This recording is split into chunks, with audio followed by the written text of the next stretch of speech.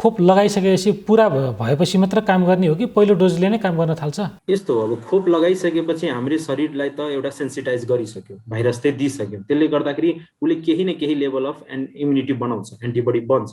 Antibody बनिसकेपछि के हुन्छ भन्दा नि त्यो पिरियडमा कि यदि कुनै व्यक्तिलाई इन्फेक्सन हुन यदि कोसिस गर्दैछ या भाइरसको कन्ट्याक्टमा आयो भने सर्टेन टाइमसम्म चाहिँ रोक्छ। तर पहिलो डोजले चाहिँ हाम्रो शरीरमा धेरै मात्रामा एन्टिबडी बनाइसकेका हुँदैन। डाक्टर साहबले यो कुरा भन्नुभयो, यो हामीले आम बुझाइ पनि थियो। इम्युनिटी भनेको हामीले सफा खानेकुरा खायौँ भने, नियमित रूपमा मिलाएर खायौँ भने इम्युनिटी रहन्छ भनेर। तर पछिल्लो समय सङ्क्रमण फैलिँदा कस्तो अवस्था देखियो भने जो आफ्नो हिसाबमा अघि बढ्ने मास्क पनि नलाइकन हिँड्ने तिनीहरू पनि सङ्क्रमण नभएको अवस्था देखियो भने जो सुरक्षित भएर घरभित्रै बसे तिनीहरूमा पनि सङ्क्रमण देखियो। अनि त्यति बेला चाहिँ यो कारण यसले मात्र हुँदैन रहेछ, अरू कारण पनि हुँदो रहेछ भन्ने एउटा मान्छेमा त्रास पनि भइराख्यो। के कतिको सत्यता छ यो विषयमा? एउटा किनभने एउटा हाइपोथेसिस पनि बनिसकेको छ मान्छेमा यति बेला चाहिँ, होइन यो मास्क लगाएर मात्र जोगिने होइन रहेछ, हामीले ब्यालेन्स डायट खाएर मात्र होइन रहेछ भन्ने पनि छ नि त। भन्दा नि यो हाम्रो घरमा भएको सबै कुना आयुर्वेदिक औषधिको रूपमा भन्न सकिन्छ। यसमा केही न केही लाभहरू त छन्। अब मान्छेको यो औषधि यो यिनीहरूले गर्दा चाहिँ इम्प्रुभ हुने भन्ने कुरा होइन कि यसले हाम्रो इम्युनिटीलाई अलिकति बुस्ट गर्ने भएको हुनाले हामीलाई यो रोग जित्न सजिलो हुन्छ। अर्को चाहिँ एउटा के पनि हो भन्दाखेरि तपाईँले भने जस्तै प्लेसिबो इफेक्ट भन्छ। हामीले केही औषधि लियो भने त्यो रोगले काम त्यहाँ ठ्याक्कै काम नगरे पनि मैले केही लिइरहेको छु यसले गर्दाखेरि मलाई इम्प्रुभ हुन्छ भने मान्छेको मानसिकता पोजिटिभिटीले गर्दा पनि ह्याम्पर गर्छ। खासमा के हुन्छ भन्दा नि महामारी जब फैलिन्छ, महामारीमा विभिन्न खाले हुन्छ। एउटा चाहिँ सास प्रश्वासबाट रोग फैलिने, कोलेरा भनेको चाहिँ हाम्रो झाडा पखाला लागेर मान्छेको ज्यान जाने। अब कोलेरा कस्तो रोग भयो भन्दाखेरि एउटा सामान्य कम्युनिटीमा यदि पानीको मार्फत सर्ने भएको हुनाले त्यो पानी कमन सोर्स हुन्छ र त्यसको कन्ट्याक्टमा आएको या जो व्यक्तिलाई कोलेरा लाग्छ त्यसको कन्ट्याक्टमा आएको सबै गाउँ एउटा सखाव हुन्छन् या तिनीहरूलाई रोग लाग्छ, त्यही नै कुरो सकिन्छ। बुझ्नु पर्यो भन्दा नि हामी चाहिँ दुई खाले, एउटा चाहिँ जेनेटिक कोड भन्ने हुन्छ, एउटा चाहिँ डिएनए हुन्छ र एउटा आरएनए हुन्छ। डिएनए चाहिँ मान्छेहरूमा पनि पाइन्छ, आरएनए चाहिँ भाइरसहरूमा बढी हुन्छन्, भाइरसमै हुन्छन्। त्यो आरएनएले के गर्छ भन्दाखेरि डिएनए र आरएनएमा के फरक छ भन्दा आरएनए चाहिँ म्युटेसन दुवै हुन्छ, दुवैमा चेन्ज परिवर्तन भइरहेको हुन्छ। यो त संसारको नियमै हो, मान्छेमा भन्दा जस्तै जेनेटिक कोडमा पनि चेन्ज हुन्छ।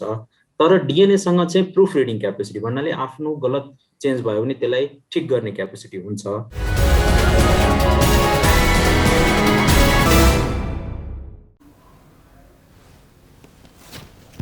नमस्कार दर्शकबिन, स्वागत छ कार्यक्रम आजको सन्दर्भमा। म प्रताप दुलाल। दर्शकबिन, यति बेला कोरोना भाइरसको महामारी देशव्यापी रूपमा फैलिरहेको छ। यस्तो अवस्थामा कोरोना भाइरस कस्तो खालको भाइरस हो, नयाँ नयाँ भेरिएन्ट आएको छ भन्ने चर्चा चलिरहेको छ र यो भाइरसले सङ्क्रमण भएकाहरूलाई कस्ता खालका उपचार गरिँदो रहेछ, ती उपचारले कसरी काम गरिँदो रहेछ भन्ने पनि आम चासो रहेको छ। आज हामी यिनै विषयमा कुराकानी गर्नेछौँ र यी विषयमा कुराकानी गर्नका लागि यति बेला हामीसँग प्रत्यक्ष रूपमा जोडिनु भएको छ डाक्टर रन्जित शाह। उहाँ मेडिकल माइक्रोबायोलोजिस्ट हुनुहुन्छ भने सरुवा रोग विशेषज्ञ पनि हुनुहुन्छ। आउनुहोस् उहाँलाई स्वागत गरौँ। डाक्टर साहब, यहाँलाई स्वागत छ कार्यक्रममा। हजुर, धन्यवाद र सबैलाई नमस्ते। हजुर, यति बेला कोरोना महामारी देशमा व्यापक रूपमा फैलिरहेको छ र मान्छेमा एउटा त्रास छ। तर यो त्रास बुझेर भन्दा पनि हल्लाखल्लाका कारण बढी भइरहेको आम बुझाइ पनि छ। खास के हो यो कोरोना भाइरस, कसरी सर्दो रहेछ, यो अलिकति यहाँले आम जनमानसले बुझ्ने भाषामा भनिदिनुहोस् न। अब कोरोना भाइरसको महामारी त सुरु भएको 2019 को डिसेम्बर महिनादेखि नै हो। अहिले त अब अलमोस्ट धेरै नै भइसक्यो, हामीले 14-15 महिना बढी भइसक्यो। हामीले के बुझ्नु पर्यो भन्दा नि कोरोना भाइरस एउटा भाइरस हो। जस्तै हामीले इन्फ्लुएन्जाको नाम हजुरले सुन्नुभयो होला, जुन चाहिँ रुगाखोकी निमोनिया गराउने, त्यस्तै खाले एउटा सामान्य त नभनौँ भाइरस हो जुन चाहिँ कोरोना ग्रुपमा चाहिँ पर्छ। यसले चाहिँ के हुन्छ भन्दाखेरि अहिले मात्रै होइन, यो 2002 तिर र 2011-12 तिर पनि यसको चाहिँ पहिलो आउटब्रेकहरू भइसकेको छ चाइना र इभन मिडल इस्टतिर। त्यसैले पहिलाको नाम चाहिँ SARS-1 र बिचमा चाहिँ मिडल इस्ट रेस्पिरेटरी सिन्ड्रोम भनेर मर्स भनेर दियो। तिनीहरूको चाहिँ पहिलो यिनीहरूको भाइबन्धु हो, अगाडिको बन्धुहरू। त्यसपछि अहिले 2019 मा चाहिँ त्यससँगै मिल्दोजुल्दो भाइरसको फेरि आउटब्रेक महामारी चाहिँ चाइनाको वुहानबाट सुरु भयो। यो सुरु भएपछि विश्वभरि फैलियो। हाम्रो देशमा पनि जनवरी 13 मै पहिलो केस मैले टेकुमा म नै हेर्थेँ, त्यति बेला त्यही भएर हामीले पत्ता लगायौँ, त्यति बेला उपचार पनि गरियो, घर पनि फर्किनु भयो। र त्यसपछि कयौँ महिनापछि हामी लकडाउन गऱ्यौँ र फेरि कहानी अगाडि बढ्दै गयो। अब अहिले के भयो भन्दा नि हाम्रो पहिलो फेज हामीलाई चाहिँ पहिलोपल्ट भएको हुनाले हामीले त्यसलाई प्राइमरी वेभ भन्यौँ होइन। त्यो इन्डिया हाम्रो छिमेकी मुलुकमा पनि त्यो प्राइमरी वेभ नै थियो। तर अब के भयो भन्दाखेरि बिचमा केही केसेसहरू कम हुँदै हुँदै हुँदै हामीलाई के महसुस भयो भन्दाखेरि यो देशबाट त ल है कोरोना त गयो नै भन्ने कुरा इभेन छिमेकी मुलुक भारतमा पनि त्यही महसुस भयो। तर फेरि के भयो भन्दाखेरि दोस्रो लहरको रूपमा हामीलाई फेरि अहिले महामारी बढिरहेको छ। अब यो फैलिन्छ कसरी भन्दाखेरि हामीलाई यो सास प्रश्वासबाट फैलिने रोग हो। यसलाई चाहिँ सामान्य भाषामा बुझ्दाखेरि हामीले यदि मास्क लगाएको छैनौँ र हाम्रो सासबाट यो भाइरसहरू के हुन्छ भने छोटा छोटा कणहरू, थुक्का जुन कणहरू हुन्छ त्यसमा चाहिँ ट्राभल गर्छ र यो 2 मिटरसम्म चाहिँ मजाले 6 फिटसम्म चाहिँ मजाले जान सक्ने भएको हुनाले हामीले के बुझ्नु पर्यो भन्दाखेरि त्यो 2 मिटरभित्र भएको व्यक्ति यदि उहाँले पनि मास्क लगाउनु भएको छैन भने यो मजाले उहाँलाई सर्ने भयो। सिम्पली बुझ्दाखेरि यदि घर परिवारमा म इन्फेक्टेड छु भने मेरो घर परिवारसँग म यदि बसेर खाना खाइरहेको छु भने मैले उहाँलाई चाहिँ त्यति बेला चाहिँ यो रोग मजाले सार्न सक्छु भन्ने कुरा। र यो भाइरस यो अचम्मको रहेछ, कहिले भारतीय भेरिएन्ट भनेर आइरहेको हुन्छ, कहिले युके भेरिएन्ट भनेर आइरहेको हुन्छ, डबल म्युटेन्ट पनि भनिन्छ। यी कुरा यो टेक्निकल टर्मिनोलोजी हो, आम मानिसले चाहिँ यसलाई कसरी बुझ्ने? अब के बुझ्नु पर्यो भन्दा नि हामी चाहिँ दुई खाले, एउटा चाहिँ जेनेटिक कोड भन्ने हुन्छ, एउटा चाहिँ डिएनए हुन्छ, एउटा आरएनए हुन्छ। डिएनए चाहिँ मान्छेहरूमा पनि पाइन्छ, आरएनए चाहिँ भाइरसहरूमा बढी हुन्छ, भाइरसमै हुन्छ। त्यो आरएनएले के गर्छ भन्दाखेरि डिएनए र आरएनएमा के फरक छ भन्दा आरएनए चाहिँ म्युटेसन दुवै हुन्छ, दुवैमा चेन्ज परिवर्तन भइरहेको हुन्छ। यो त संसारको नियमै हो, मान्छेमा भने जस्तै जेनेटिक कोडमा पनि चेन्ज हुन्छ। तर डिएनएसँग चाहिँ प्रुफ रिडिङ क्यापेसिटी भन्नाले आफ्नो गलत चेन्ज भयो भने त्यसलाई ठिक गर्ने क्यापेसिटी हुन्छ। तर आरएनएमा चाहिँ त्यो हुँदैन। अब कोरोना भाइरस चाहिँ एउटा आरएनए भाइरस हो, त्यसमा म्युटेसन कन्टिन्युअस प्रोसेस हो र त्यसमा पनि अब त्यसलाई चाहिँ आफूलाई करेक्ट गर्न क्षमता नभएको हुनाले चाहिँ जे पनि चेन्ज हुन सक्छ। एउटा भाइरसले जुनसुकै स्वरूप पनि लिन सक्छ भन्ने कुरा हुन्छ। अब त्यसैले स्वरूपमा यो म्युटेसन चाहिँ भइरहेको हुनाले अब कस्तो भन्दा नि एउटा भाइरस चाहिँ संसारको यति मान्छेमा इन्फेक्टेड भयो, त्यसले चाहिँ यति मान्छेहरू होस्ट पाए त्यो भित्र आफूलाई चेन्ज गर्ने, उसको त काम के हो भने आफूलाई जहिले पनि बलियो बनाउने, आफूलाई स्ट्रङ बनाउने काम हुन्छ। अनि त्यो क्रममा के भयो भन्दाखेरि उसले चाहिँ आफ्नो म्युटेसनहरू हुँदै गयो। म्युटेसन कुनै पार्टिकुलर ठाउँमा चाहिँ बढी भयो भने त्यो खतरनाक हुन जान्छ। जस्तै कि युके भेरिएन्ट पहिला आयो, पहिला त नर्मली नै कोरोना भाइरस विश्वभरि फैलिरहेको थियो, तर त्यसले मृत्युदर या फैलिने शक्ति चाहिँ कम थियो।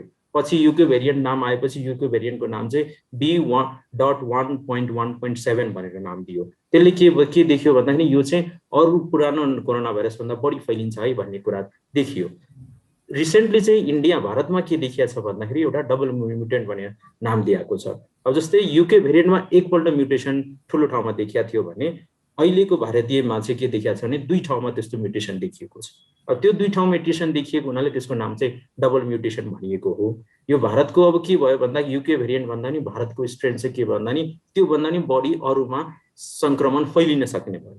अब मृत्युदर हेर्दाखेरि इभन मृत्युदर पनि बढी छ कि भन्ने कुरा चाहिँ हामीले आकलन गरिरहेछौँ। तर हामीले आम भाषामा के बुझ्नु पर्यो भन्दाखेरि पहिला भन्दा जुन सुरुमा हाम्रो नेपालमा पहिलो केसमा कोरोना भाइरस देखिएको थियो त्यो भन्दा चाहिँ यो भाइरस अहिले भारतीय जुन भेरिएन्ट हामी नाम दिइरहेछौँ या डबल म्युटेन्ट भनिरहेछौँ त्यसको चाहिँ अरूलाई रोग सार्ने। जस्तै कि म यदि इन्फेक्टेड छु भने म घर परिवारमा 10 जना छ भने पहिला मैले 2 जनालाई मात्रै सार्न सक्थेँ। तर अहिलेको अवस्थामा मेरो कस्तो स्थिति छ भने एकजनाले पनि पुरै परिवारलाई नै या कमसेकम 6 देखि 8 जनालाई चाहिँ इन्फेक्टेड गर्छन् नै भन्ने कुरा देखियो। त्यसैले गर्दाखेरि डबल म्युटेन्ट चाहिँ खतरनाक भएर आयो। यो अहिले नेपालमा देखिएको दोस्रो लहर त भनिएको छ, तर कुनसँग मिल्दोजुल्दो छ? यो युके भेरिएन्टसँग मिल्दोजुल्दो हो कि भारतीय भेरिएन्टसँग मिल्दोजुल्दो हो कि यो अध्ययन भएको छ कि छैन यो विषयमा? अध्ययन नै एक्ज्याक्टली रूपमा चाहिँ हामीले गरिसकेका छैनौँ हैन। तर के बुझ्न सकिन्छ भन्दाखेरि भारत सँगसँगै हाम्रो देशमा पनि हाम्रो देशमा पनि केस बढेको हुनाले हामीले एउटा के आकलन गर्न सक्छौँ कि भन्दाखेरि यो भारतमै भएको म्युटेन्ट नै हामीसँग छ। केही स्याम्पलहरू चाहिँ राष्ट्रिय जनस्वास्थ्य प्रयोगशालाबाट गभर्मेन्टले चाहिँ हङकङ पठाएर त्यसलाई कन्फर्म गर्छन् नै। तर अर्को कुरा के पनि हामीले बिर्सिनु भएन भन्दाखेरि युके भेरिएन्ट चाहिँ नेपालमा पहिले नै देखिसकेका थियौँ। हाम्रो 3वटा केस हङकङ पुगेर कन्फर्म गरेर सरकारले नै युके भेरिएन्ट देखियो भन्यो। त्यसमा मैले केही आर्टिकलहरू पनि लेखेको छु इन्टरनेसनल जर्नलहरूमा। अब कुरा के बुझ्नु पर्यो भन्दाखेरि युके भेरिएन्ट जति बेला देखियो त्यो नै सामान्य तौरमा के अरे त्यसलाई हामीले धेरै केयर नगरेर त्यो नै व्यापक रूपमा फैलिएर अहिलेको स्थिति आउन सक्छ। तर अहिलेको चाहिँ हामीले बढी के आकलन गर्न सक्छौँ भन्दाखेरि भारत सँगसँगै हाम्रो केस पनि बढेको हुनाले यो भारतकै म्युटेन्ट भर्जन नै हो भन्ने कुरा हामीले आङ्कलन गर्न सक्छौँ। यो अन्य पनि यस्तो विश्वमा पहिला पनि कहिले स्पेनिस फ्लू भन्यो, कहिले कोलेराको चाहिँ महामारी फैलिने चलन थियो, त्यस्ता खालका घटनाक्रमहरू देखिन्थे। यो अहिलेको कोरोना भाइरसको महामारी र त्यो बेलाको यी फ्लू या कोलेरा या डायरियाहरूको महामारीमा के फरक छ? किनभने यतिखेर अलिकति यो हामी यति बेला आधुनिक भइसकेका छौँ, यतिखेर विज्ञान प्रविधिले नयाँ नयाँ आविष्कार गर्न सक्छ, हामी यति सशक्त छौँ, तर पनि हामी यो भाइरससँग यति बेला हामी हारिरहेको अवस्था छ। के कारणले त्यस्तो भयो? यतिखेर यो अहिलेसम्म नदेखिएको महामारी भयो कि यो अहिलेसम्मको सबैभन्दा सशक्त हो कि या हाम्रो तयारी कम हो? यो एकदमै इन्ट्रेस्टिङ क्वेसन हो। खासमा के हुन्छ भन्दा नि महामारी जब फैलिन्छ, महामारीमा विभिन्न खाले हुन्छ। एउटा चाहिँ सास प्रश्वासबाट रोग फैलिने, कोलेरा भनेको चाहिँ हाम्रो झाडा पखाला लागेर मान्छेको ज्यान जाने। अब कोलेरा कस्तो रोग भयो भन्दाखेरि एउटा सामान्य कम्युनिटीमा यदि पानीको मार्फत सर्ने भएको हुनाले त्यो पानी कमन सोर्स हुन्छ र त्यसको कन्ट्याक्टमा आएको या जो व्यक्तिलाई कोलेरा लाग्छ त्यसको कन्ट्याक्टमा आएको सबै गाउँ एउटा सखाव हुन्छन् या तिनीहरूलाई रोग लाग्छ, त्यही नै कुरो सकिन्छ। तर यो चाहिँ कस्तो रोग भयो भन्दा नि सास प्रश्वासबाट सर्ने रोग भयो। अनि के भयो भन्दा नि हामी डेभलप त भयौँ, तर डेभलपमेन्ट सँगसँगै के भयो भन्दा नि विकास सँगसँगै के भयो भन्दा नि जति पनि इन्टरनेसनल फ्लाइटहरू, नेसनल र इन्टरनेसनल फ्लाइटहरू डेभलप भयो, त्यसबाट के भन्दा रोग आज यहाँ छ, भोलि या 4 घन्टा 1 घन्टामा दिल्ली पुग्छ, 4 घन्टामा युएस पुग्छ। अब एउटा व्यक्ति मात्रै हैन, जो अलिकति पनि पैसा छ भने अब उसले आफ्नो उपचारको लागि होस् या कुनै नजानेर पनि होस् हैन, उसको मोबिलिटी धेरै भयो। पहिला हामी के हुन्थ्यो भन्दा नि संसारमा मोबिलिटी कम हुन्थ्यो, एउटा ठाउँमा कुनै महामारी फैलिन्थ्यो त्यही नै सीमित भएर जान्थ्यो। तर अहिले के भयो भने मान्छेको मोबिलिटी धेरै भयो, मान्छे धेरै हिँडडुल गर्न थाले। एउटा नेपालमा भएको मान्छे 24 घन्टामा त्यो विश्व घुमिसक्छ भने त्यसले विश्वभरि नै फैलाइसक्छ त्यो रोग। त्यही कारणले गर्दा रोग चाहिँ फैलियो। अब अर्को कुरा के भयो भन्दाखेरि रोग भाइरस आफैमा पनि अलिक कडा हुँदै गयो, त्यसले पनि अब जुन सार्ने क्षमता थियो त्यसको रेट चाहिँ बढ्दै गयो, वृद्धि हुँदै गयो। त्यसले गर्दा पनि अहिले संसारभरिका सबैजना योबाट डराइरहेछ। र यो वास्तवमा यतिखेर यो कोरोना महामारी सुरु भएसँगै इम्युनिटी भन्ने शब्द अलि बढी चर्चित पनि भयो। मानिसमा जसमा इम्युनिटी छ उसमा सङ्क्रमण हुने खतरा कम रहन्छ, जसको कम छ उसलाई बढी सङ्क्रमण हुने खतरा रहन्छ भन्ने खालका कुरा पनि आए। के रहेछ खास यो इम्युनिटी भन्ने? त्यसले कतिको फरक पार्दो रहेछ मान्छेलाई? इम्युनिटी चाहिँ अब भनेको हाम्रो शरीरको हामीले रोग प्रतिरोधक क्षमता, हामीलाई कुनै पनि रोगसँग लड्ने क्षमतालाई हामीले इम्युनिटी भन्छौँ। यो शरीरमा हाम्रो सबै रोगहरूसँग लड्ने क्षमता छन्। त्यही भएर पनि हामीले सधैँ बिरामी परिरहँदैनौँ। हामीलाई चाहिँ कति बेला हाम्रो इम्युनिटीलाई जित्ने खाले रोगले यदि च्याप्यो भने, त्यसको भाइरसको लोड बढी भयो भने, ब्याक्टेरियाको लोड बढी भयो भने बल्ल हामीलाई इन्फेक्सन हुन्छ। इम्युनिटी भनेकै हामीलाई बचाएर राख्ने चिज हो। यदि इम्युनिटी भएन भने हामी चाहिँ 2-4 दिनमै केही रोगहरू हुन्छन् जसमा जन्मजात इम्युनिटी हुँदैन, त्यो मान्छे कहिले पनि 6 महिना 1 वर्षभन्दा बढी बाँच्न सक्दैन। किन भन्दाखेरि त्यो इन्फेक्सनले नै मरेर जान्छ। सो हामीमा यदि इम्युनिटी हुँदैन भने हामी चाहिँ धेरै बाँच्न सक्दैनौँ। त्यसैले इम्युनिटी, किनभने एड्सको बिरामीहरू तपाईँहरूले सुन्नुभयो होला, एड्स भनेको कस्तो एउटा रोग हो भन्दाखेरि हामीले बाहिरबाट लिन्छौँ होइन, जन्मजात हुँदैन, तर त्यसले हाम्रो इम्युनिटीलाई खाँदै खाँदै जान्छ। र खास एड्सले मान्छे मर्दैन कि इम्युनिटी कम भएर अरू इन्फेक्सनले मर्छ। के समग्रमा के भनियो भन्दाखेरि इम्युनिटी नै हाम्रो हरेक रोगसँग लड्ने क्षमता हो। अब यसको जुन चाहिँ के हुन्छ भन्दा बच्चा र वृद्धमा चाहिँ यो कम हुँदै जान्छ। बच्चामा डेभलपै हुँदैन, वृद्धमा चाहिँ बिस्तारै उमेरले गर्दा कम भएको हुन्छ।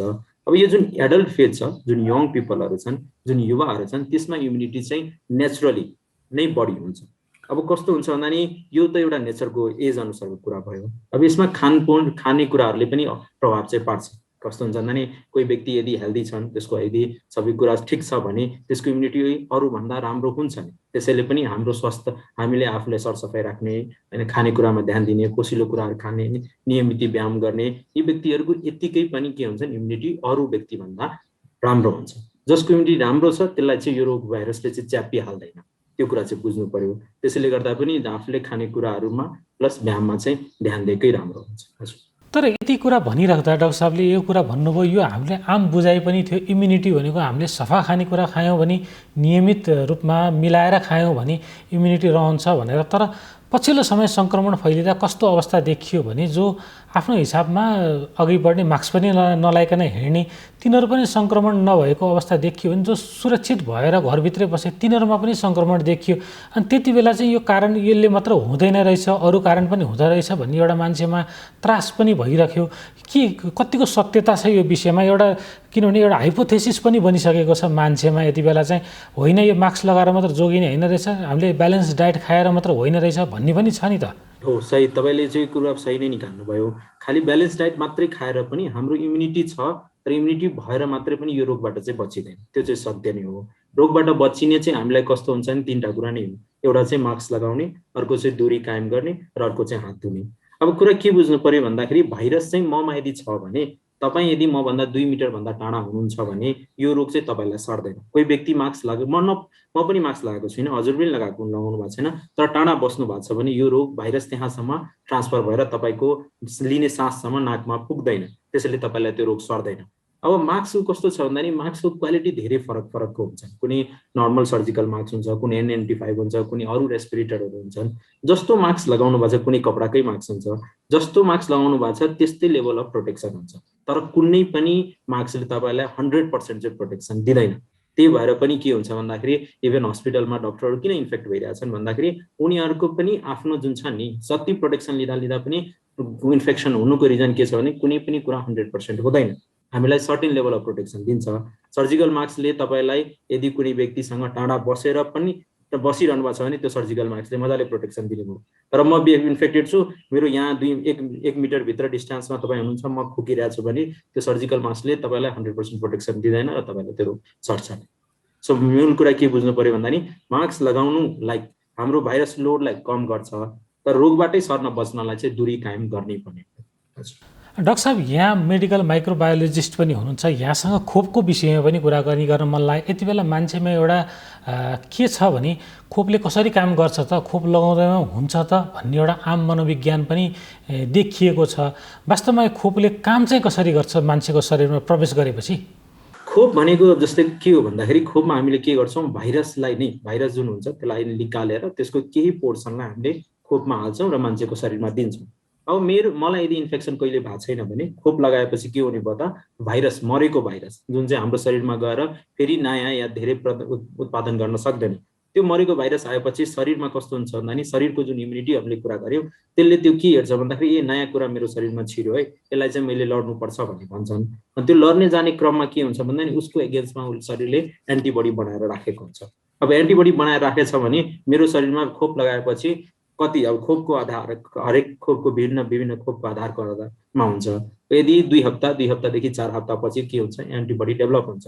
अब शरीरमा यदि एन्टिबडी डेभलप भइसकेको छ भने अब म बजारमा हिँड्दा यदि मास्क लगाएको छैन भने कोही व्यक्तिबाट भाइरस मेरो शरीरमा छिर्छ भने त्यसलाई के गर्छ भन्दाखेरि त्यसलाई मारिदिन्छ या न्युट्रलाइज गरिदिन्छ। सो पहिले नै म भित्र के छ भन्दाखेरि एन्टिबडी बनेर बसेको छ, त्यसले गर्दाखेरि मलाई नयाँ रोग, नयाँ भाइरस चाहिँ लाग्दैन।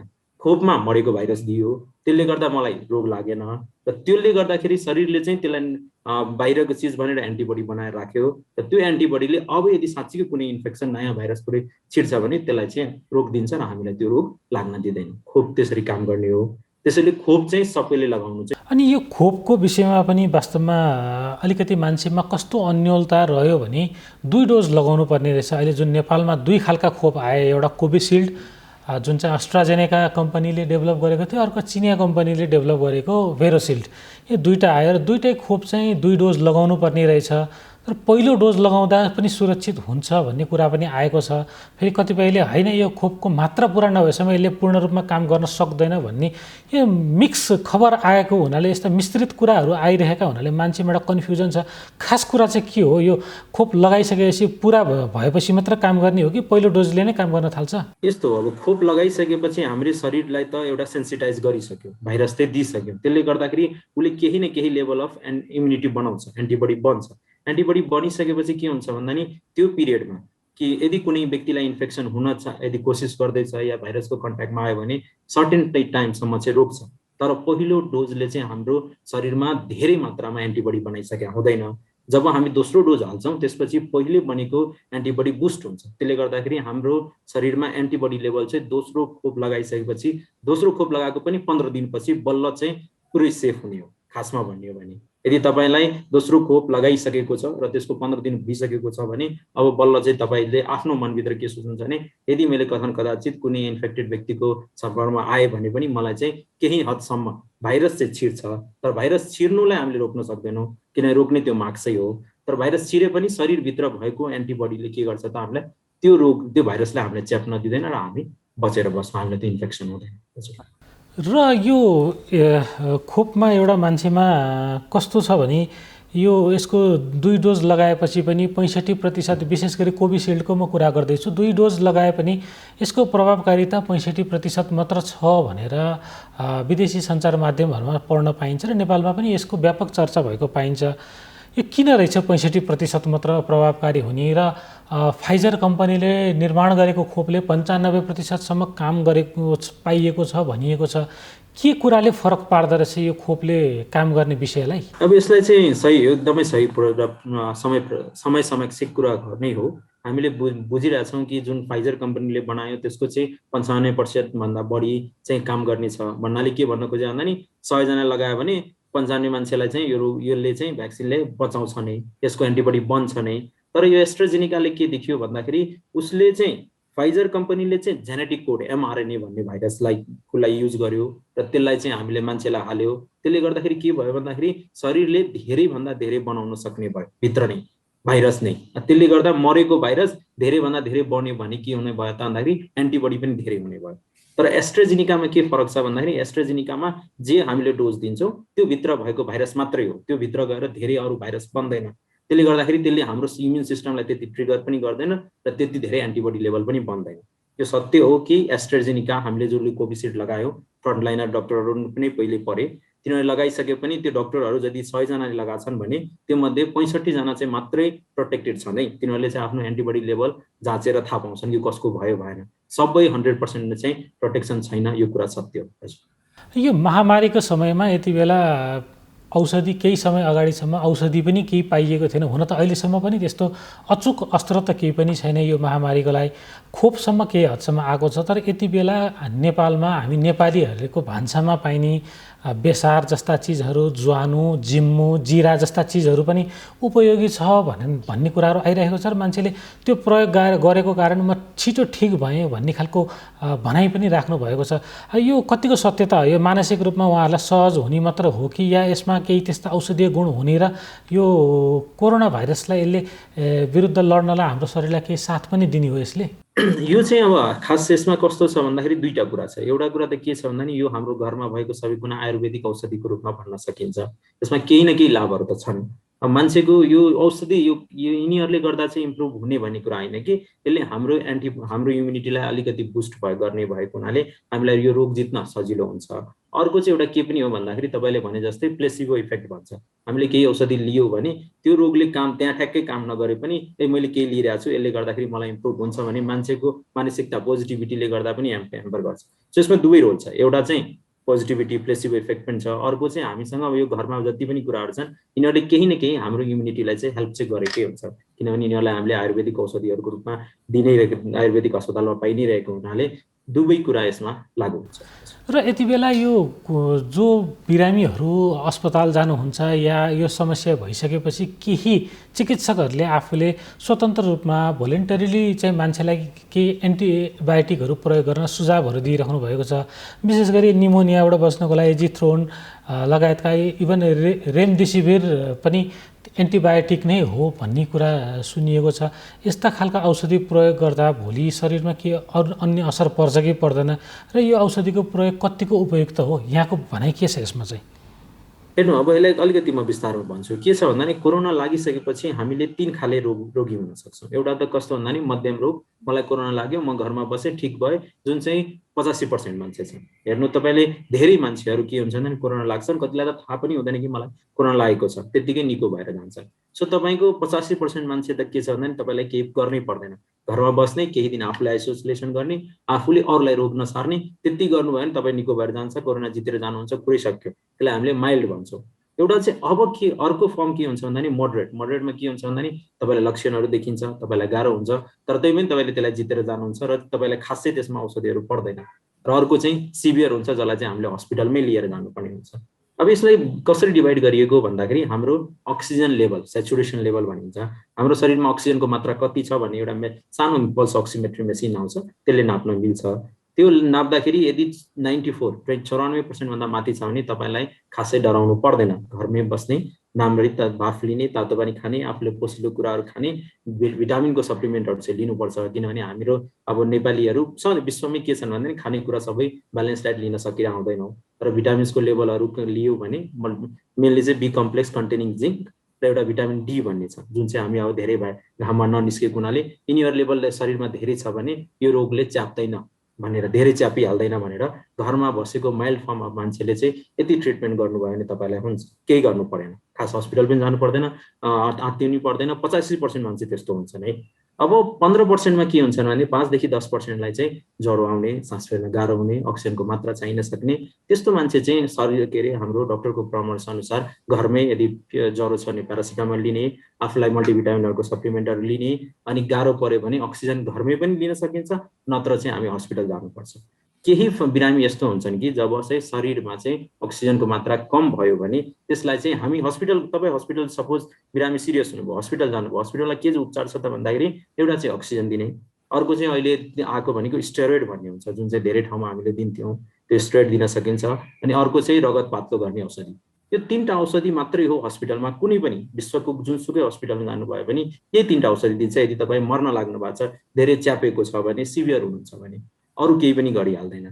सो यो कुरा चाहिँ यदि म डक्टरहरूलाई पनि के भन्न चाहन्छु भने तपाईँहरू रिफर नगरिहाल्नुहोस्, तपाईँले नि गर्न सक्नुहुन्छ, गाउँमा हुनुहुन्छ या कुनै अरू हेल्थ क्लिनिकहरूमा हुनुहुन्छ, त्यहाँ पनि म्यानेज गर्न सकिन्छ। किनभने अब ठुलो हस्पिटलहरूको सबै बेडहरू सकिसक्यो, त्यहाँ भर्ना गर्ने केही पनि छैन। सो तपाईँले जहाँ हुनुहुन्छ त्यही नै म्यानेज गर्न सक्नुपर्छ। हजुरले भनेको चाहिँ रेमडेसिभिर 2-3वटा औषधिहरू छन् जुन चाहिँ विश्व एफडीए भन्ने हुन्छ, डब्ल्युएचओले चाहिँ के गरेका छन् भन्दाखेरि इमर्जेन्सी अथराइजेसन दिएका छन् भन्नाले यसको केही बेनिफिट देखेको हुनाले त्यसलाई अथराइजेसनको दिएको, त्यसमा रेमडेसिभिर पर्छ। तर त्यो एन्टिबायोटिक होइन कि भाइरसको एगेन्स्टको औषधि हो, त्यसलाई चाहिँ हामीले युज गर्न मिल्छ, त्यसको केही न फाइदाहरू छन्। तर यस्तो होइन कि रेमडेसिभिर दियो भने बाँचिहाल्छ, यो त रामबाण हो भन्ने चाहिँ कहीँ कदापि चाहिँ नसोच्नु होला। किनभने तपाईँ सिरियस यदि हुनुहुन्न, तपाईँको शरीरमा अक्सिजनको लेभल कम भइरहेको छैन, त्यही पनि रेमडेसिभिर दिइरहेछ भने त्यसले उल्टै घाटा नै गर्छ, तपाईँलाई साइड इफेक्ट नै गर्छ। एजिथ्रोमाइसिनको खासै रोल चाहिँ छैन। त्यही पनि मान्छेलाई कस्तो छ भने यो रोगले, भाइरसले निमोनिया गराउने र निमोनिया पछि चाहिँ ब्याक्टेरियल इन्फेक्सन हुन्छ भनेर डक्टरहरूले चाहिँ सिभियर भयो भने चाहिँ एजिथ्रोमाइसिन दिन्छन्, तर त्यसको पहिले नै खानु। रेमडेसिभिरको कुरा गर्दाखेरि मैले भनेअनुसार नै रेमडेसिभिर चाहिँ केही रोल छ, तर त्यो एउटा रामबाण होइन। त्यसैले रेमडेसिभिर दियो भने बल्ल हामी बाँच्छौँ नत्र बाँच्दैनौँ भने गलत सोच्छौँ। तपाईँको मेन औषधि भनेको अक्सिजन, स्टेरोइड र एन्टिकोगुलेन्ट हो यदि सिरियस हुनुहुन्छ भने। अरूलाई त घरमै बसेर सामान्य उपचार गरे पुगिहाल्छ हैन। अब अर्को कुरा चाहिँ एजिथ्रोमाइसिन कस्तो छ भन्दाखेरि हामीले मान्छेलाई निमोनिया हुन्छ, भाइरस इन्फेक्सन पछि अर्को ब्याक्टेरियाले च्याप्न सक्छ र त्यसले गर्दाखेरि हामीलाई सास प्रश्वासमा झन् गाह्रो हुन्छ भने कहिलेकाहीँ चाहिँ हामीले एजिथ्रोमाइसिन दिनुपर्ने हुन्छ, तर त्यो हस्पिटलमा मात्रै दिनुपर्ने हुन्छ। नर्मली चाहिँ तपाईँले लिइरहनु पर्दैन, त्यसको भाइरसमा चाहिँ केही रोल छैन। हजुर। र यो यति बेला वास्तवमा भारतको एउटा घटना, अक्सिजनको अभाव देखियो, नेपालमा पनि अभाव देखिन्छ भन्ने यतिखेर त्रास पैदा भइरहेको छ। यो कोरोना भाइरसले कुन खालको असर पार्दो रहेछ जसले गर्दा अक्सिजन चाहिने रहेछ, कुन अवस्थामा चाहिँ अक्सिजन दिनुपर्ने हुँदो रहेछ? यो अब जस्तै मैले अगाडि नै तपाईँहरूलाई भने जस्तै कि कस्तो हुन्छ भने माइल्ड, मोडरेट र सिभियर भन्ने हाम्रो यो रोगमा हुने के हो भन्दाखेरि रोगमा जब भाइरस छिरिसकेपछि हाम्रो लङ्सभित्र फोक्सोमा जान्छ। फोक्सोमा गएपछि फोक्सोको सेलहरूमा चाहिँ के गर्छ, उसले त्यसलाई मार्न थाल्छ। अब हाम्रो फोक्सो काम चाहिँ अक्सिजन लिने र कार्बन डाइअक्साइड फाल्ने हो। अब त्यो सेलहरू चाहिँ मर्न थालेपछि हामीले अक्सिजन लिन सक्दैनौँ, कार्बन डाइअक्साइड फाल्न सक्दैनौँ। त्यसले गर्दा हाम्रो शरीरमा अक्सिजनको मात्रा कम हुँदै जान्छ र अक्सिजनको कम भएर नै हाम्रो ज्यान जाने हो। त्यसैले गर्दाखेरि यो रोगमा के बुझ्नु पर्यो भन्दाखेरि अक्सिजन नै सबभन्दा ठुलो उपचार हो अहिलेको लागि। त्यो पनि कति 15% मात्रै, 85%लाई त केही चाहिएन। जुन 15% जसलाई चाहिँ शरीरमा अक्सिजन कम हुन थाल्यो त्यो मान्छेलाई हामीले के गर्नु भन्यो भन्दाखेरि मेन औषधि चाहिँ अक्सिजन नै हो। त्यसले नै गर्दाखेरि अक्सिजनकै त्यत्रो किल्लत डेभलप भयो इन्डियामा र हाम्रो देशमा पनि अहिलेसम्म भइसकेको छैन। तर के छ भन्दाखेरि अक्सिजनले चाहिँ यदि साँच्चीकै समयमा दिन सकियो भने ज्यान चाहिँ बचाउन सकिन्छ है, त्यो चाहिँ सत्य कुरा हो। अक्सिजन र स्टेरोइड भन्ने यो दुईटा औषधिले हामीले अक्सिजन दिन्छौँ र स्टेरोइडले के गर्छ भन्दाखेरि शरीरमा भएको भाइरस र हाम्रो इम्युनिटीको लडाइँले गर्दा जति कुराहरू निस्किएको हुन्छ त्यसलाई चाहिँ शान्त पार्ने काम गर्छ। त्यसले गर्दाखेरि अक्सिजन र स्टेरोइड दियो भने मान्छे यदि त्यो शरीरमा अक्सिजनको लेभल कम हुँदै गएको छ भने त्यति बेला चाहिँ यसले ज्यानै बचाउँछ। त्यसले गर्दाखेरि अक्सिजनको त्यत्रो हाम्रो कमी महसुस भइरहेको छ बाहिर। अक्सिजनको सप्लाई चाहिँ घरमै चाहिँ फेरि राख्नु पर्दैन, किनभने मैले भनेअनुसार तपाईँले 85%लाई त यो अक्सिजनको लेभल कमै हुँदैन। हामीले बुझ्ने कसरी भन्दाखेरि हामीलाई सास फेर्न गाह्रो भयो।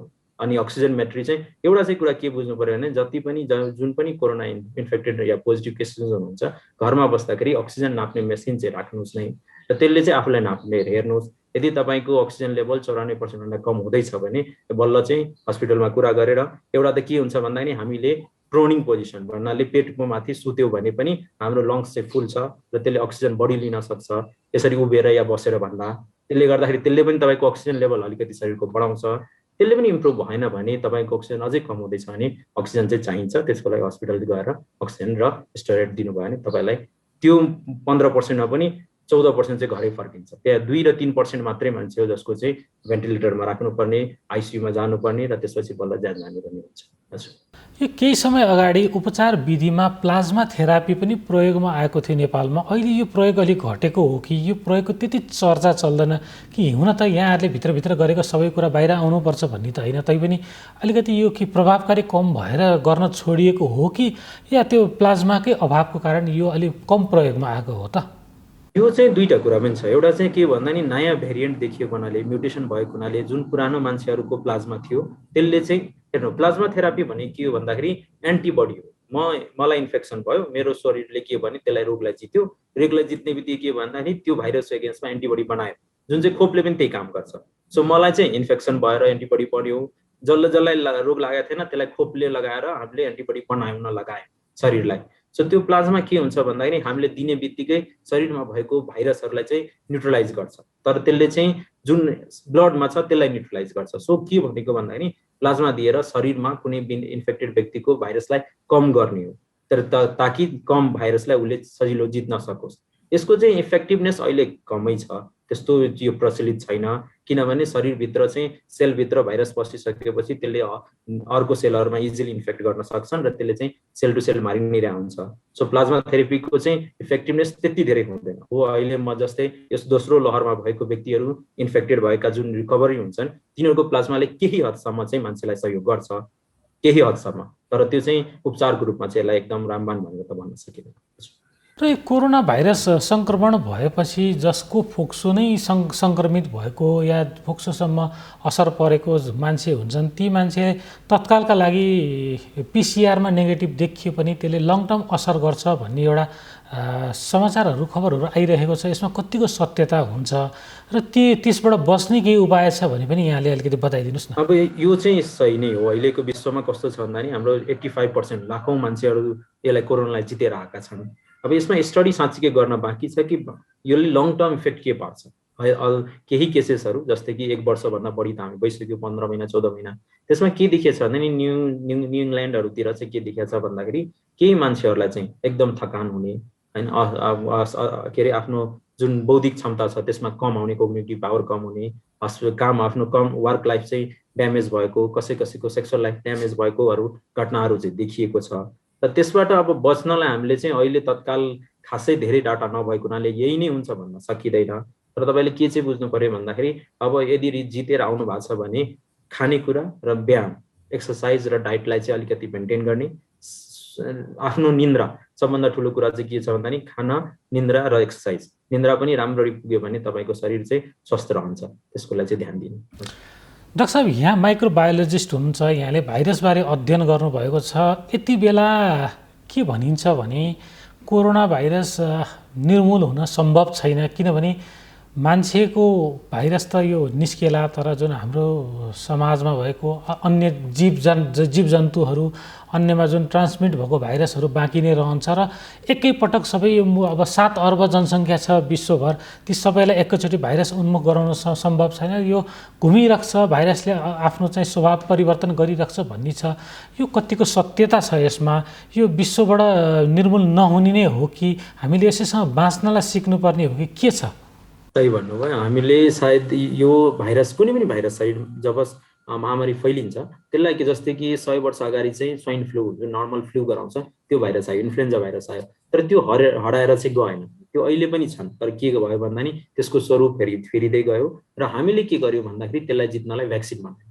सो यसको मूल मन्त्र, मूल उपाय के हो भन्दाखेरि हामीले भ्याक्सिन बनाउने, भ्याक्सिन चाहिँ इफेक्टिभ हुनु पर्यो, त्यो सबैले लगाउनु पर्यो ताकि यो संसारमा बाहिर इन्भाइरोमेन्टमा हुँदै पनि हामीलाई असर नगरोस्। यही नै यसको मूल हामीले के भने जित्न सक्ने उपाय हो। यसलाई चाहिँ हामीले संसारबाट निर्मूल चाहिँ गर्न सक्दैनौँ, किनभने यो चाहिँ हाम्रो कम्युनिटीमा हाम्रो सराउन्डिङमा अब एडप्ट भइसक्यो। यो हामीमा ल म ठिक भएँ, ठिक भइसकेपछि यो हावामा नबसे पनि के हुन्छ, जनावरहरूमा बसिरहन्छ। जनावरले एकले अर्कालाई सारेर त्यो एकले अर्कालाई सार्दै त्यो साइकल कम्प्लिट भइरहेको हुन्छ। यो सत्य हो कि हामीले यसलाई निर्मूल पार्न सक्दैनौँ, योसँग बाँच्न सिक्नुपर्छ। र बाँच्ने कसरी भन्दाखेरि यो जुन सर्टेन कुराहरू छ, हात धुने, मास्क लगाउने, दूरी कायम गर्ने, यो त अहिलेको लागि तत्काल हो नै। तर पर्मानेन्ट उपचार के त भन्दाखेरि हामी सबैले हाम्रो शरीरमा भ्याक्सिन लगाउने, भ्याक्सिन लगाएपछि एन्टिबडी बन्छ र कहिले यदि कति महिना बन्छ अहिलेको अनुसार भनिरहेछन् कि 6 महिनादेखि 1 वर्षसम्म प्रोटेक्सन दिन्छ भने हरेक 6 महिना 1 वर्षमा फेरि बुस्टर डोज लगाइरहनु पर्ने अवस्था आउँछ। डाक्टर साहब, अब यी जस्तो अब घरमा त घरका मानिसप्रति त हामी चासो दिन्छौँ, यो मान्छेलाई लाग्यो भनेर सतर्क पनि रहन्छौँ, तर घरमा घरपालुवा जनावरहरू हुन्छ, कुकुर हुन्छ, बिरालो हुन्छ, यिनीहरूप्रति खासै हामीले चर्चा गरेको पनि त्यति पाइँदैन। के छ, यो भाइरसले कुकुर बिरालोलाई पनि असर गर्छ कि त्यहाँ पनि प्रभाव पर्छ कि त्यो विषय ध्यान दिनुपर्ने छ कि जस्तै हामी मात्र जोगिने हो कि यो घरेलु जनावरलाई पनि हामीले ती सङ्क्रमितसँग जान नदिने हो कि के गर्नुपर्छ? यहाँको अध्ययनले के भन्छ यो विषयमा? एकदम यो चाहिँ के सान्दर्भिक प्रश्न नै हो, एकदम इम्पोर्टेन्ट क्वेसन हो। किनभने हामीले अब यो हाम्रो देशमा घरपालुवा कम होला, तर विदेशमा कस्तो छ भने विदेशीहरूले चाहिँ सबैले घरपालुवा जनावरहरू राखेकै हुन्छन्। अब यसमा के बुझ्नु पर्यो भन्दाखेरि हामीले यो चाहिँ जनावरमा पनि रोग सर्छ। त्यसैले गर्दाखेरि कोही इन्फेक्टेड व्यक्ति हुनुहुन्छ भने जनावरलाई चाहिँ टाढै राख्नुपर्छ, किनभने हामी जस्तै जनावर पनि लिभिङ हुन्छ, उसले पनि सास फेर्छ, उसको पनि फोक्सो हुन्छ, उसले पनि त्यही रूपमा चाहिँ रोग सर्छ र त्यसलाई इन्फेक्टेड भइरहेको हुन्छ।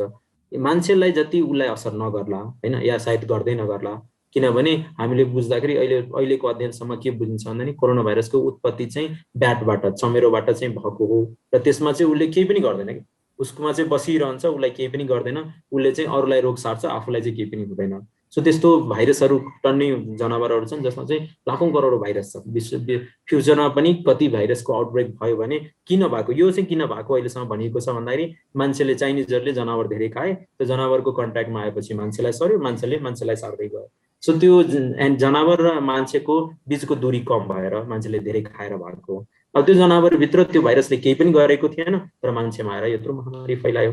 सो हामीले के बुझ्नु पर्यो भन्दाखेरि जनावरलाई केही नअसर गर्ला हैन, नगर्ने, कतिलाई गर्ला कतिलाई नगर्ला। इभन हामीले पढ्दाखेरि अमेरिकाहरूतिर बाघ पनि इन्फेक्टेड भयो, बिरालो पनि इन्फेक्टेड भयो, सबै कुरा आइसकेको छ।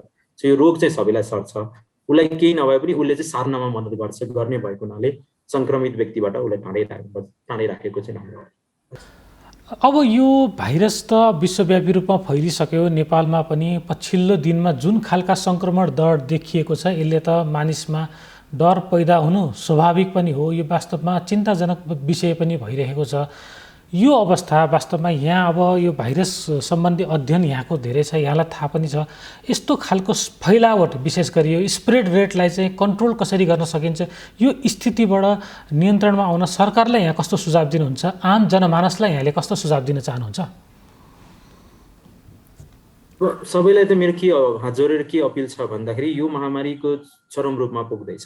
यसलाई चाहिँ के बुझ्नु पर्यो भन्दा पहिलाको महामारीको पहिलो वेभभन्दा दोस्रो वेभ चाहिँ अलिक खतरनाकै छ। त्यसले रोग बढी नै सारिरहेको छ र व्यक्तिको मृत्यु सङ्ख्या पनि हामीले बुझे अनुसार चाहिँ बढ्दै नै गएको छ। जुन भारतको हाम्रो छिमेकी मुलुकको पिक्चर हेर्ने हो भने हाम्रो देशमा पनि मरिरहेछन्, तर अब इन्डियामा धेरै मरेको देश सुन्न पाइन्छ। त्यसले गर्दाखेरि अलिकति हामीले चाहिँ सजग चाहिँ हुनुपर्ने छ, धेरै नै हुनुपर्ने छ। हामीले बच्ने कसरी भन्दा नि अब त्यही पुरानो कुरा नै हो, मास्क चाहिँ राम्रो लगाउनु पर्यो, राम्रो खाले मास्क लगाउनु पर्यो। तपाईँ हस्पिटलमा हुनुहुन्छ भने सर्जिकल मास्कले तपाईँलाई बचाउँदैन, त्यति बेला चाहिँ कोरोना भाइरसलाई डिल गरिरहनुमा छ भने N95 मास्क चाहिँ लगाउनु पर्यो, प्रपर फिटिङमा लगाउनु पर्यो हैन। तपाईँ गाउँतिर या बजार जानुभएको छ भने सर्जिकल मास्कले पनि तपाईँलाई बचाउँछ। सो मास्क र दूरी दुईटा चाहिँ एकदमै अचुक कुरा हो। यदि दूरी छ भने हामीलाई यो रोग सर्दैन र खुल्ला ठाउँ, सबभन्दा इम्पोर्टेन्ट कुरा के बुझ्नु पर्यो भने कसैलाई केही भेट्नु छ भने खुल्ला ठाउँमा भेट्नुहोस्। घरभित्र कुनै क्लोज इन्भाइरोमेन्टमा भेट्नुभयो भने के हुन्छ, त्यो रोग चाहिँ 2 मिटरभन्दा पनि बढी टाढा ट्रान्समिट हुने भएको हुनाले चाहिँ तपाईँलाई रोग सर्न सक्छ। सो खुल्ला ठाउँमा भेट्नुहोस्, बाहिरभित्र कामहरू चाहिँ कम गर्नुहोस्। आफ्नो परिवार एउटा बबल के भनिन्छ भन्दाखेरि सरकारले चाहिँ के बुझ्नु पर्यो भन्दाखेरि टेस्ट भन्ने कुरा किन गर्नु पर्यो धेरै भन्दाखेरि हामीले चाहिँ 16,000 मात्रै गरिरहेछौँ। देशभरिमा चाहिँ 85देखि, अब मैले सुरु गर्दाखेरि फर्स्ट केस टेकुबाट गर्दाखेरि हामी एउटा मात्रै ल्याब थियो, 1 वर्ष 1.5 वर्ष अगाडिको कुरा गर्दाखेरि त्यति बेला हामीले मैले नै इनिसिएटिभ लिएर हाम्रो राष्ट्रिय जनस्वास्थ्य प्रयोगशालाको इनिसिएटिभमा हामीले के अरे देशभरिको सबैलाई ट्रेनिङ गर्यौँ, सबै ठाउँ ल्याबहरू स्थापना भयो, थुप्रै विशेषज्ञहरूले हेल्प गर्नुभयो। अहिले त देशमा पहिले जस्तो अवस्था छैन नि। अहिले त हामीसँग कमसेकम 85वटा ल्याब छ। 85वटा ल्याबमा कमसेकम तपाईँको 100वटा जति मेसिन होला। 100वटा मेसिनको क्यापेसिटी कमसेकम 60 देखि 70,000 टेस्ट एक दिनमा गर्न सक्ने क्यापेसिटी हो। सो हामीले अलिकति जनशक्तिलाई ध्यान दियौँ, तिनीहरूलाई अलिकति मोटिभेट गर्यौँ, भएकोलाई चाहिँ मोटिभेट गर्ने, नयाँ थपेर हामीले 60-70,000 मान्छे टेस्ट गर्न सक्छौँ एक दिनमा। जबकि हाम्रो टेस्टिङ अहिले कति हुन्छ भन्दा नि 16,000 मात्रै। टेस्ट गर्यो भने बल्ल थाहा हुन्छ कि म नेगेटिभ हो, म पोजिटिभ हो।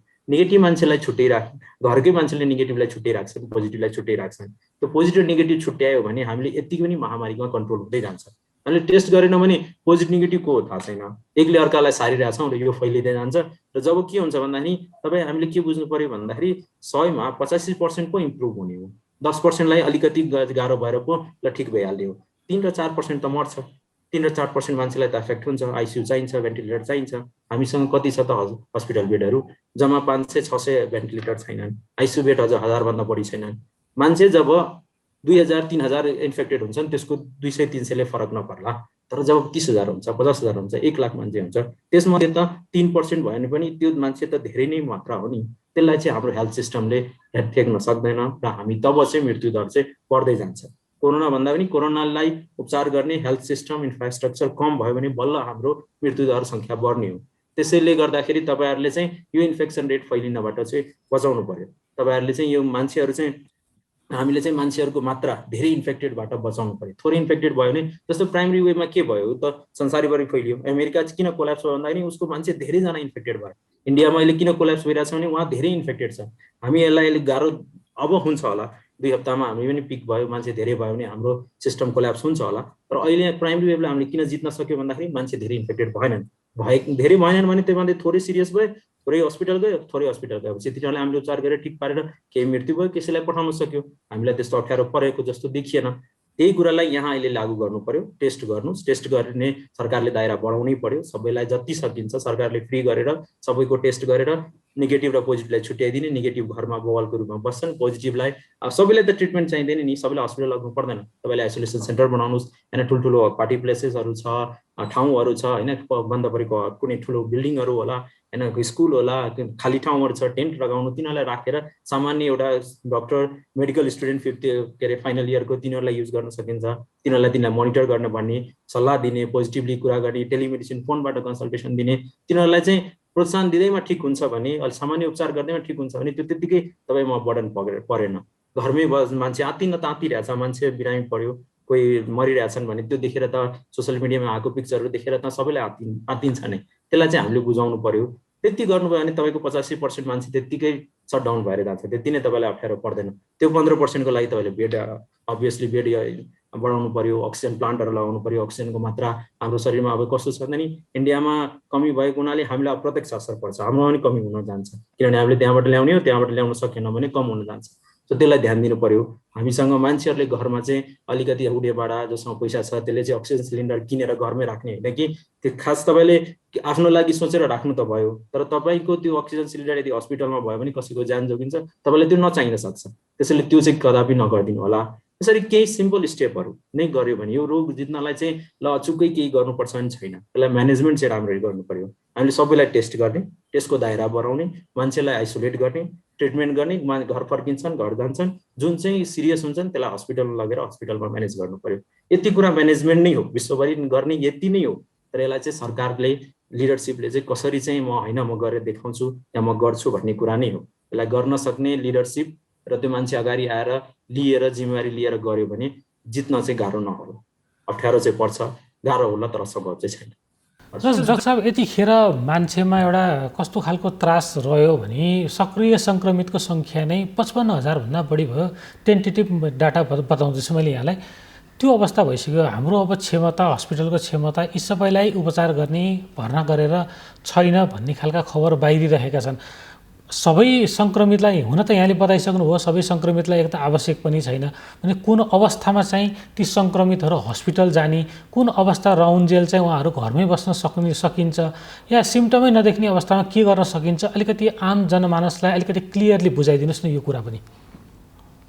तपाईँलाई यदि कुनै लक्षण छैन रिपोर्ट पोजिटिभ आयो भने तपाईँ के गर्नुहोस् भने घरमा बस्नु आफूलाई आइसोलेसन गर्नु घर परिवारको मान्छेलाई यदि कन्ट्याक्ट छ भने तिनीलाई टेस्ट गराए हुन्छ नत्र आफूलाई आइसोलेट गर्नु घरमा नर्मली खानेकुरा जे छन् सबै कुरामा ध्यान दिनु तपाईँलाई खासै केही जरुरी पर्दैन तपाईँले खानेकुरामा ध्यान दिनु पर्यो भाफ लिनु पर्यो होइन तातो पानी खानु पर्यो आफूलाई चाहिँ अलिकति भिटामिन्सको सप्लिमेन्टहरू vitamin D B complex containing zinc यति चाहिँ राख्नै पर्ने भयो तपाईँलाई चाहिँ यति भयो भने पुग्छ अरू केही गर्नु पर्दैन तर चाहिँ अक्सिजन लेभल चाहिँ आफूलाई गाह्रो भयो कि भएन मेरो टेम्परेचर लेभल थर्मोमिटर लिएर आफ्नो टेम्परेचर हेर्ने ज्वरो आयो कि आएन आफ्नो अक्सिजन लेभल हेर्ने सास प्रश्वासले गर्दा बढाएको त छैन मेरो कम त भएन यो दुईटा कुरा मात्रै मोनिटर गर्ने हो हस्पिटलमा पनि अरू कसैले केही गर्नेवाला छैन।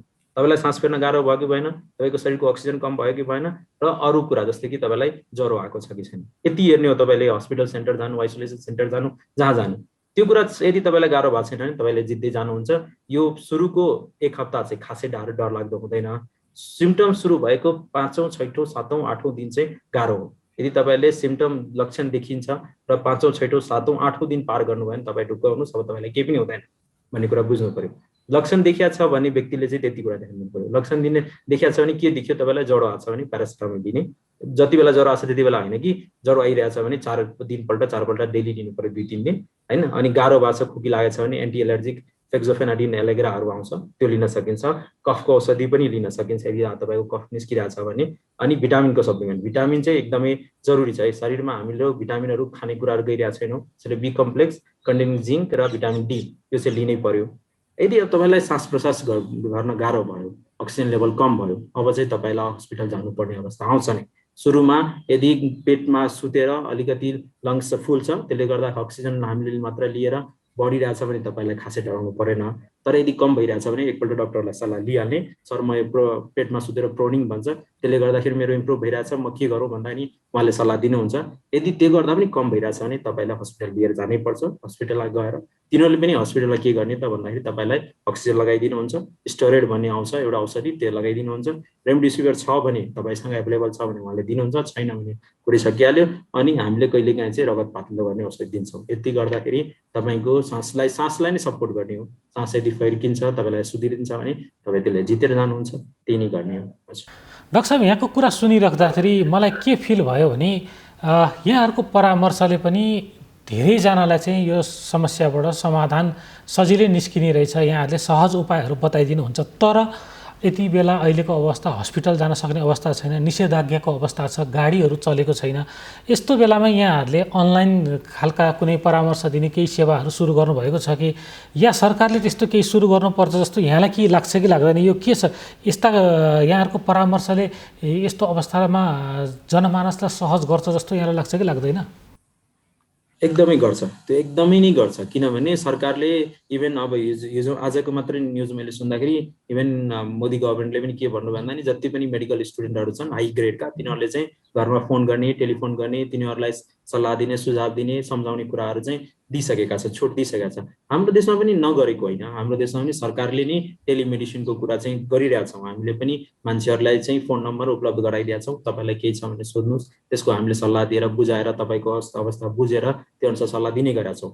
यो अहिलेको बेलामा ठुलो वर्गलाई चाहिने कुरो नै यही हो टेलिमेडिसिन नै हो त्यसलाई टेलिमेडिसिन भन्छौँ हामीले फोन मार्फत अनलाइन मार्फत उहाँहरूलाई सम्झाउने उहाँलाई बुझाउने र बुझाएर यो तपाईँको अवस्था हो तपाईँलाई हस्पिटल जानुपर्ने स्थिति छैन घरमै उपचार हुन्छ घरमै यो कुरा गर्नुहोस् भनेर भनिदियो भने उहाँलाई ढुक्क हुन्छ र कोही न कोही चाहिँ एउटा कुरा चाहिँ के हुन्छ भन्दा नि यस्तो बेलामा मान्छे हात्तिन्छन् त्यति बेला चाहिँ कोही न कोही यदि फोन उठाउने छन् भने त्यो पनि धेरै ठुलो सपोर्ट हुन्छ एकजना नागरिकको मैले बुझ्दाखेरि त्यसैले गर्दाखेरि त्यो सेवा उपलब्ध छन् पनि र अरू पनि त्यसलाई बढाउनुपर्छ भन्ने म जोड दिन चाहन्छु। जस्तो यति बेला सरकारले यो चेन ब्रेक गर्न विशेष गरी भाइरसको फैलावटको चेन ब्रेक गर्नको लागि निषेधाज्ञा त जारी गरेको छ तर यो लामो समय जान सम्भव नरहला किनभने आर्थिक पाटो पनि जोडिन्छ सामाजिक पाटो पनि जोडिन्छ भनेपछि त्यो अवस्थामा चाहिँ आम जनमानसले कस्ता खालका व्यवहार देखाएमा उपयुक्त हुन्छ र यो फेरि यस्ता अनेक लहर फेरि फेरि, किनभने हामीले विश्वभर तेस्रो चौथो लहर आएकोसम्म खबरहरू पढिरहेका छौँ भनेपछि त्यो नआउनको लागि के चाहिँ गर्नुपर्छ आम जनमानसले? अब के बुझ्नु पर्यो भन्दा नि लकडाउन सधैँ त गर्न सकिँदैन, हाम्रो इकोनोमिकले नै दिँदैन हामीलाई। त्यसपछि हामीले गर्ने के भन्दा नि अहिलेको लकडाउन कुनै उपाय, एउटा अचुक उपाय त होइन। यसले के गर्छ भन्दाखेरि मान्छेको मुभमेन्टलाई कम गर्छ, त्यसले गर्दाखेरि मान्छे घरमै थुनिन्छ र जो इन्फेक्टेड छन् त्यो घरमै बस्ने भयो। अब घरमै बसेपछि ऊ बजार यदि गएन, बाहिर घुम्न गएन भने उसले मान्छेलाई स्प्रेड गरेन भने त्यो व्यक्ति 14 दिनमा 10 देखि 14 दिनमा त ठिक हुन्छ, त्यसपछि उहाँको भाइरस चाहिँ त्यही नै हराएर जान्छ भन्ने कुरा हो। लकडाउनले चाहिँ के गर्छ त भन्दाखेरि मान्छेको मोबिलिटी कम गर्छ, इन्फेक्सन कम हुन्छ। इन्फेक्सन कम भयो भने हाम्रो हस्पिटलहरूलाई चाहिँ चाप कम हुन्छ।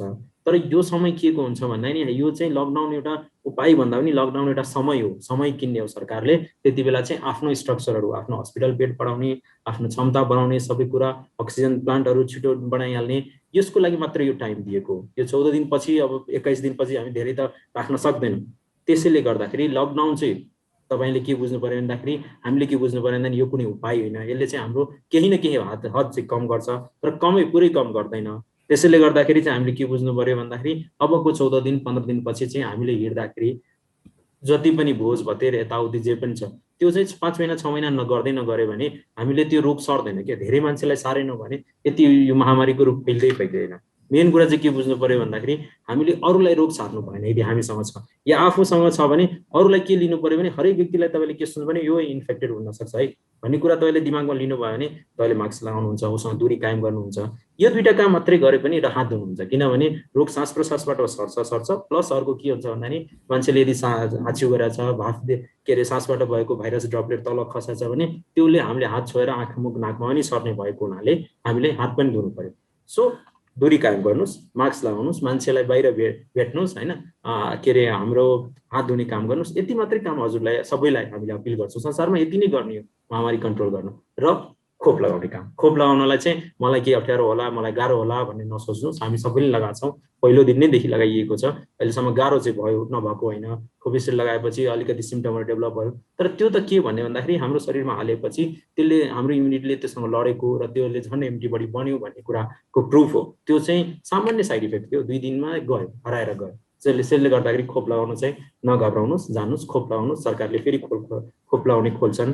अब खोप लगाउँदाखेरि चाहिँ भिडभाड नगर्नु। सबभन्दा इम्पोर्टेन्ट कुरा के हो त भन्दा नि हामीले भिडभाड नगर्ने। तपाईँलाई 1 जना 10 जनाले भिडभाड गर्नुभयो, 9 जना इन्फेक्टेड थिएन, 1 जना थियो अरे, 1 जनाले 10 जनालाई त सार्यो नि। त्यो कुरा बुझ्नु पर्यो कि तपाईँलाई 9 जनामा 9 जना नै इन्फेक्टेड हुनुहुन्थेन अरे, तर 1 जना जो इन्फेक्टेड थियो त्यसले गर्दा तपाईँ सबैलाई रोग सक्यो। त्यो भिडभाड गरेरले गर्दा हो। त्यसैले भिडभाड गर्दै नगर्नुहोस्। त्यसरी गऱ्यो भने बल्ल हामी यो महामारीलाई कम गर्न सक्छौँ र जो इन्फेक्टेड भइसक्नु भएको छ त्यसलाई चाहिँ हामीले भएको इन्फ्रास्ट्रक्चरले सपोर्ट दिएर उहाँलाई पनि केही गाह्रो हुन दिँदैनौँ। नत्र अनि के हुन्छ भन्दा नि मान्छे धेरै भयो, इन्फेक्टेड धेरै भयो भने हाम्रो इन्फ्रास्ट्रक्चरले सक्दैन र त्यसबाट धेरैले ज्यान गुमाउन सक्नुपर्ने हुनसक्छ। त्यसैले त्यसबाट बस्नुपर्ने मेरो सबैलाई मेरो हात जोडेर अपिल छ।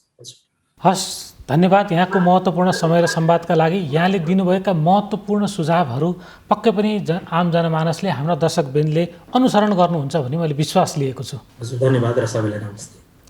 दर्शकवृन्द, आजको श्रृङ्खलामा हामीले कोरोना भाइरसका प्रकृति, यसले कसरी शरीरलाई सङ्क्रमण गर्दो रहेछ र योबाट कसरी उन्मुक्ति पाइन सकिन्छ र यसबाट बस्न कसरी सकिन्छ भन्ने यसका विभिन्न योसँग जोडिएका आयामहरूका विषयमा कुराकानी गऱ्यौँ। र यी विषयमा कुराकानी गर्नको लागि हामीसँग प्रत्यक्ष सम्पर्कमा हुनुहुन्थ्यो मेडिकल माइक्रोबायोलोजिस्ट तथा सरुवा रोग विशेषज्ञ डाक्टर रन्जित शाह। आजको श्रृङ्खलामा यति नै। सत्य, तथ्य र निष्पक्ष समाचारको लागि हेर्दै रहनुहोला माउन्टेन टेलिभिजन HD। नमस्कार।